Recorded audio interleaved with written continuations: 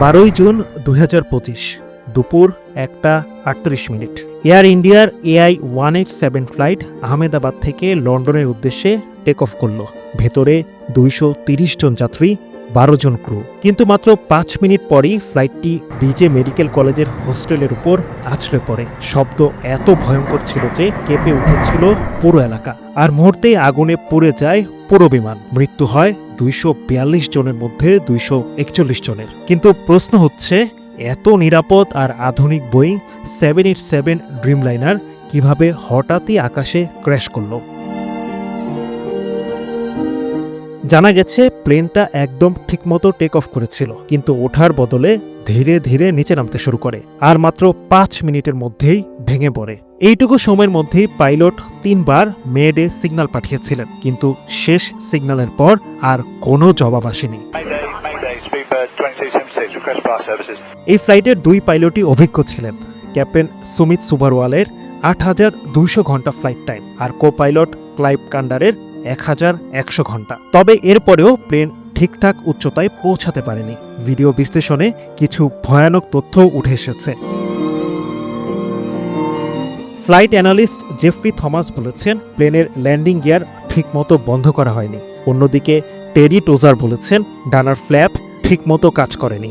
সম্ভবত পাইলটের মিস্টেক অথবা electronic fault. এই প্লেনটা যখন ভেঙে পড়ে তখন একটা জিনিস মনে রাখার মতো, এটা ছিল লন্ডনগামী লং ডিস্টেন্স ফ্লাইট। মানে প্লেনের ভেতর ছিল প্রায় 1,25,000 লিটার ফুয়েল। এরকম পরিস্থিতিতে পাইলট যখন বুঝতে পারেন যে ক্র্যাশ অনিবার্য, তখন শেষ চেষ্টা হিসেবে তিনি একটা কাজ করেন, ফুয়েল ডাম্প। অর্থাৎ যতটা সম্ভব জ্বালানি আকাশেই ফেলে দেওয়া হয়, যাতে ক্র্যাশের পর বিস্ফোরণ না ঘটে আর প্রাণহানির সংখ্যাও কমে। কিন্তু AI-187 এর সেই সুযোগটুকুও ছিল না, কারণ টেক অফের মাত্র 5 মিনিট পরেই প্লেনটা ক্র্যাশ করে। এই অল্প সময়ে এই পরিমাণ ফুয়েল ডাম্প করা প্রযুক্তিগতভাবে অসম্ভব। ফুয়েল ডাম্প করার জন্য প্রয়োজন হয় একটা নির্দিষ্ট উচ্চতা, একটা নির্দিষ্ট গতি আর পর্যাপ্ত সময়।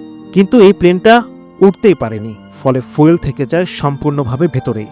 আর তাই ক্র্যাশের সঙ্গে সঙ্গেই পুরো ফ্লাইটে দাউ দাউ করে আগুন ধরে যায়।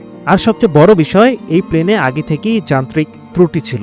দিল্লি থেকে আহমেদাবাদ আসার সময় একজন যাত্রী টুইট করেছিলেন, এই প্লেনে এসি, লাইট, ডিসপ্লে কিছুই কাজ করছিল না। তাহলে প্রশ্ন হলো, এই সমস্যার পরেও কেন প্লেনটিকে লন্ডনের মতো একটি লং ডিস্টেন্স রুটে পাঠানো হলো? আরেকটা প্রশ্ন, এই দুর্ঘটনায় মারা যান গুজরাটের সাবেক মুখ্যমন্ত্রী বিজয় রূপানি। তিনি ছাড়াও ছিলেন আরও গুরুত্বপূর্ণ কিছু যাত্রী। তাহলে কি এটি শুধুই দুর্ঘটনা?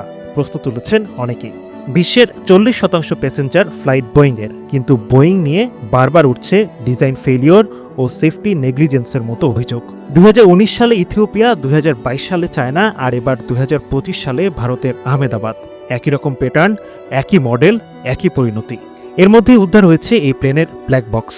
রহস্য লুকিয়ে আছে সেখানেই। ব্ল্যাক বক্স বিশ্লেষণে হয়তো স্পষ্ট হবে এটি আসলে দুর্ঘটনা নাকি অন্য কিছু। Adnan Delwar, NTV online.